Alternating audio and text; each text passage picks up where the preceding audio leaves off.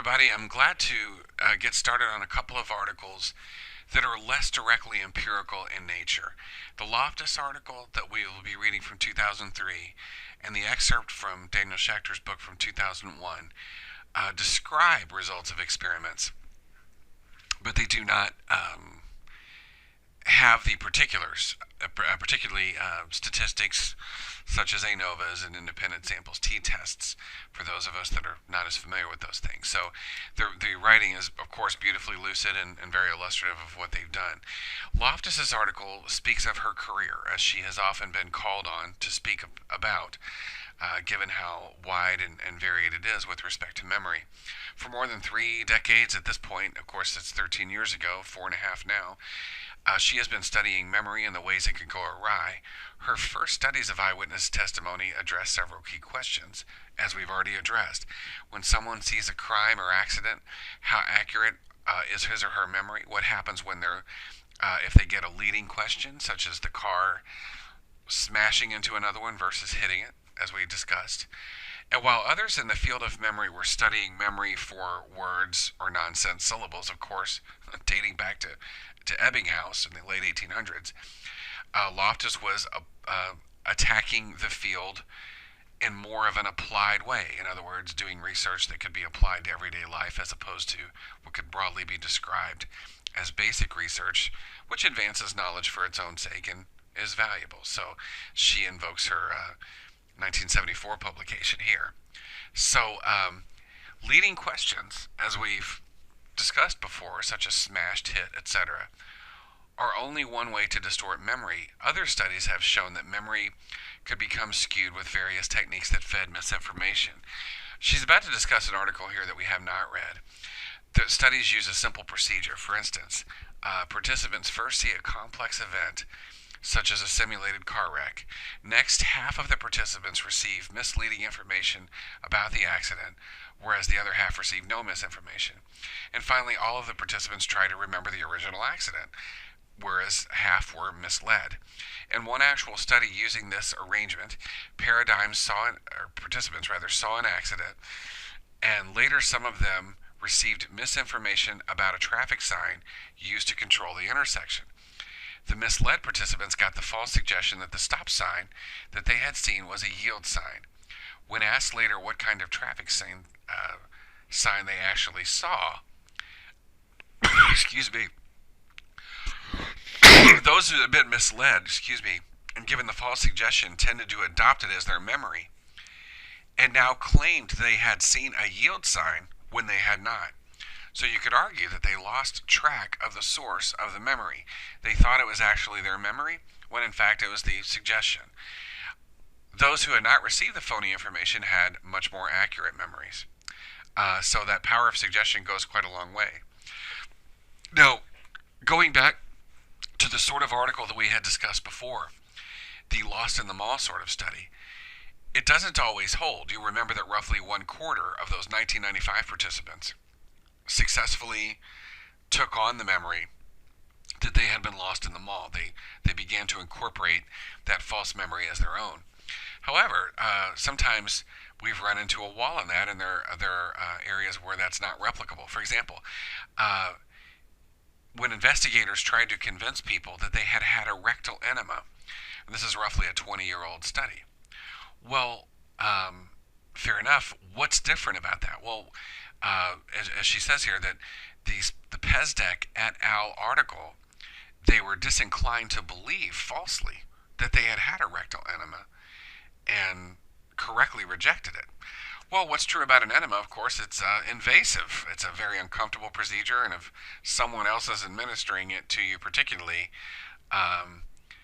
it would be particularly unpleasant, I imagine. So it may be the case that given that it's so scatological and so uncomfortable and that sort of thing, that we'd be inclined to correctly remember that we did not go through that. That could be the case. However, sometimes people are more vulnerable. So for instance, we've read about the hot air balloon ride sorts of experiments that Gary et al. Have done. What they found is that more than half of the individuals, as opposed to just 1/4, were susceptible to taking that on as a false memory. So she introduces a term here. Striking are the complete false memories, or what might be termed rich false memories, which are experiences about which a person can feel confident, provide details, and express emotion about things that have never happened. So it's not just an incidental false memory in this case, it's deeply held, more deeply held. Um, Another method for assessing whether suggestive manipulations are planting false memories is to try to plant memories for things that would be implausible. For instance, it has been possible to plant beliefs of false memories of witnessing demonic possession, which is uh, maybe a popularly held belief but is quite implausible. And it has been even easier to plant a false memory of meeting Bugs Bunny at a Disney resort rather, for instance, Disney World in Florida. The latter was accomplished by presenting participants with fake ads for Disney that featured Bugs Bunny. And I would encourage you to go back to the first module in our class and watch that brief snippet with Dr. Loftus speaking about how easy it was to get people to believe that they had met Bugs Bunny at Disney World. I should iterate or say again that Bugs Bunny is not a Disney character. He's Warner Brothers, and of course he wouldn't appear at Disney World. So that's the significance of that. So, for instance, the actor Alan Alda, who has been a very good ambassador for science through the Scientific American Frontiers TV show on PBS. He looked at their fake ads for Disney. He closely examined the one featuring bugs and compared it with a generic ad for Disney that did not mention Bugs Bunny. He explained that he preferred the generic ad mostly because of its colors. Later, while picnicking, he was asked about his own childhood trip to Disney World and which characters he met, and I suppose that would have been in the 50s. When asked specifically about Bugs Bunny, he said, "No way, he's a Warner Brothers character." Thus, he resisted the suggestion in the fake ad, as did most of our real experimental participants. But as Loftus explains later, his resistance did not appear to be operating when it came to a hard-boiled egg. And you'll read also in the article, this 2003 article, Alda's resistance to a hard-boiled egg and the genesis of that. So this slide says a couple of things for what it's worth. A majority of people do resist false memories.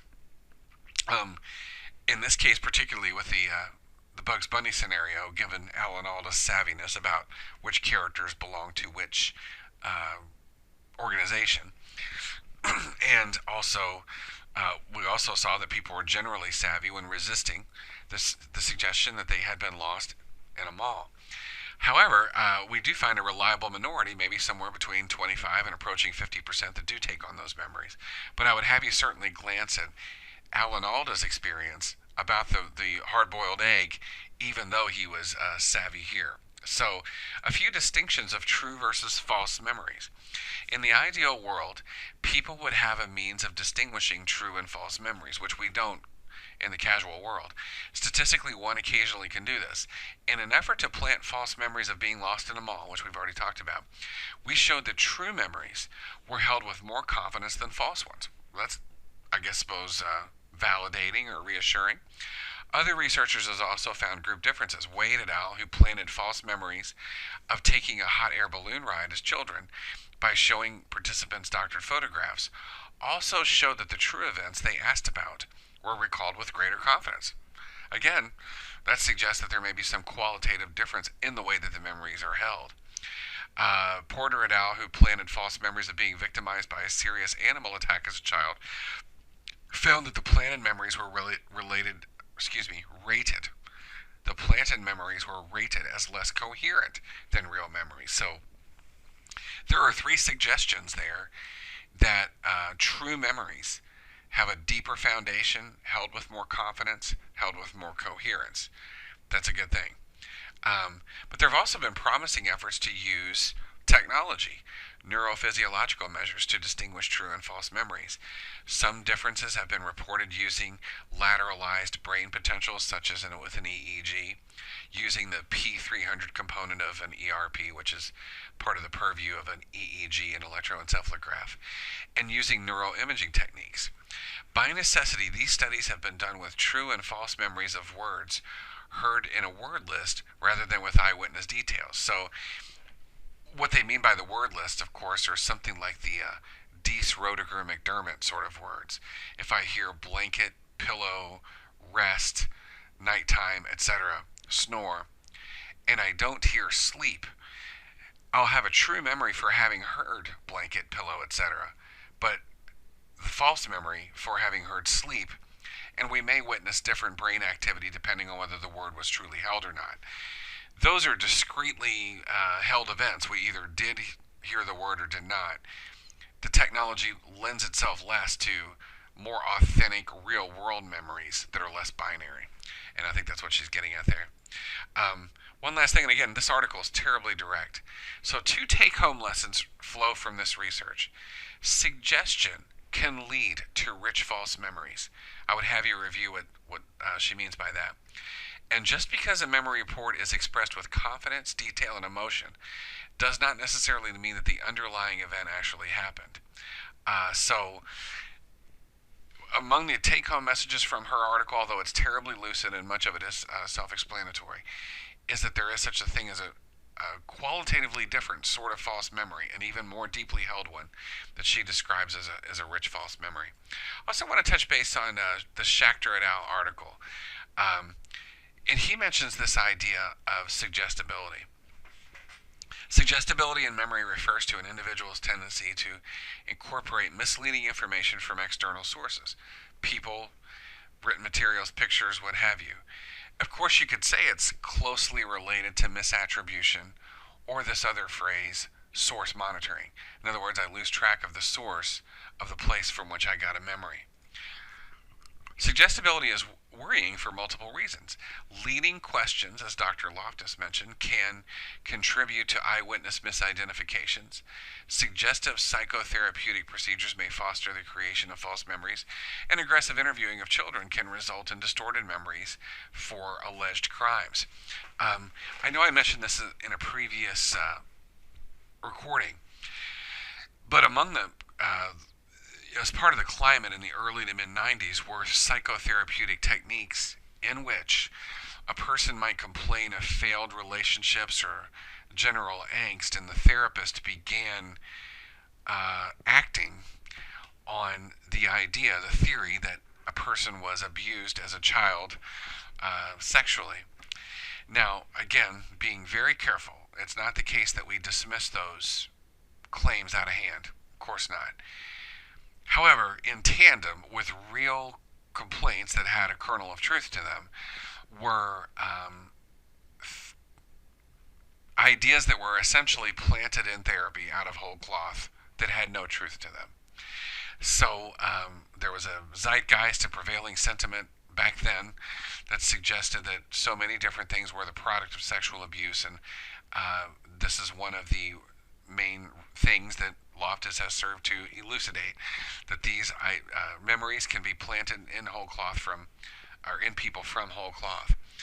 So the results have been potentially important for implications for police interrogation of witnesses because they imply that when suggestive questioning is used, memories for an original event may be altered even when people realize that the interrogator mentioned a critical bit of information.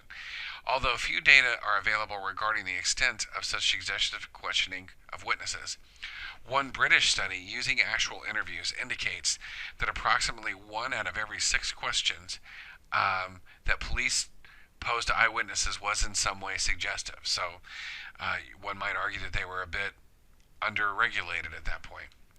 So to find out, Wells and another researcher, Bradfield, showed people a security video in which a man enters a Target store and told them that in the moments following the scene that they witnessed, the man murdered a security guard.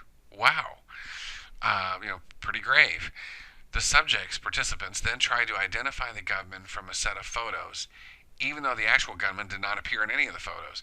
Some participants then received confirming feedback. So good, you identified the actual suspect. Others received no feedback. And still others received disconfirming feedback suggesting that they hadn't identified the correct person. Finally, all participants assessed how well they had been able to view the suspect. How all participants assessed how well they had been able to view the suspect, and evaluated the certainty, clarity, and other features of their memories. And this is interesting. Compared with those who received disconfirming or no feedback, people who received confirming feedback claimed higher confidence and trust in their memories, a better view and clearer recollection of the gunman, and heightened recall of facial details. There was, of course, no basis for any of this. The participants in all three conditions had the same opportunity to perceive and remember the gunman, and despite the fact that the witnesses were incorrect completely, their confident assertions of a good initial view of the suspect and a clear, detailed recollection would have been extremely convincing to a jury. So I'm holding this deeply confident memory. I'm almost charismatic about it. And nonetheless, I'm as incorrect as I can possibly be. So this adds another, I guess you could say, layer to the insidiousness of false memories, is that if someone is sort of nudging you along, confirming that you are picking the right person from their perspective, in that case you can begin to hold a memory with great confidence and alleged clarity when in fact you're still very, very incorrect. So there's a passage in there about hypnosis that's interesting. It's obviously a bit controversial and seldom used, but there was one terribly compelling incident in which hypnosis was successfully used. And I also just want to have you, of course, be aware of the idea of memory distrust syndrome from the anecdote about the person named Riley. Riley's experience illustrates what the clinical psychologist Gudjonsson calls a memory distrust syndrome.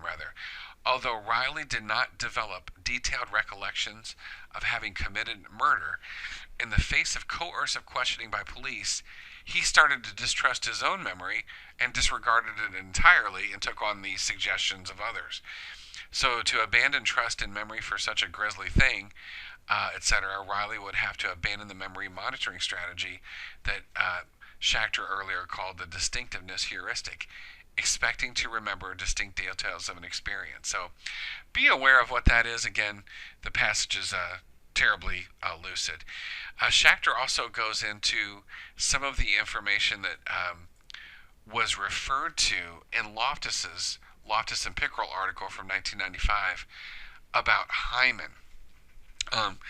The psychologist Ira Hyman and his group at Western Washington have successfully implanted false memories of childhood experiences in a significant minority of participants in their experiments. Not a majority, but a pretty sizable minority.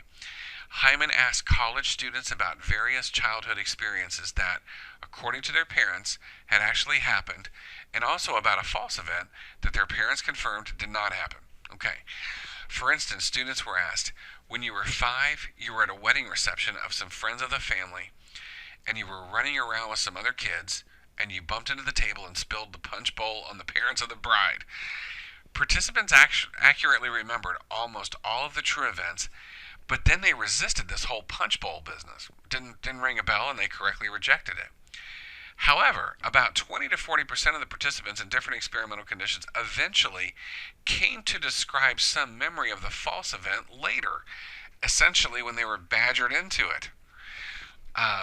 So, in one experiment, more than half of the participants who produced false memories described them as clear recollections that included specific details of the central event, such as remembering who spilled the punch, etc., and just under half reported partial false memory. So remember, they resisted at first. I said, I don't remember anything about a punch bowl. That just doesn't ring a bell. Certainly not spilling it on anyone. But then after a while, 20 to 40% or so started to yield essentially to the pressure of the interview and take those memories on as their own. Which again, of course, would have enormous practical implications. What are people yielding to in the realm of police questioning? Well-intentioned as the police may be to catch a perpetrator. So that's something that Loftus alluded to in her 1995 article, but then we get some clarification here. So Hyman's results also implicate visual imagery as a culprit in suggested memories. People in his studies who produced false memories of childhood experiences scored higher on scales that measure vividness of visual imagery than did individuals whose recollections were more accurate. Further, when Hyman and associates specifically instructed people to try to imagine an event, if they could not recall it at first, they found more false memories compared to when participants were allowed to sit quietly, etc.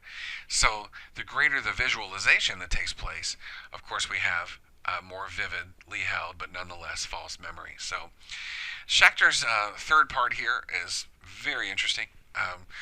It's got some implications with respect to suggestibility. Also, a formally defined term that will be quizzed on later, memory distress syndrome.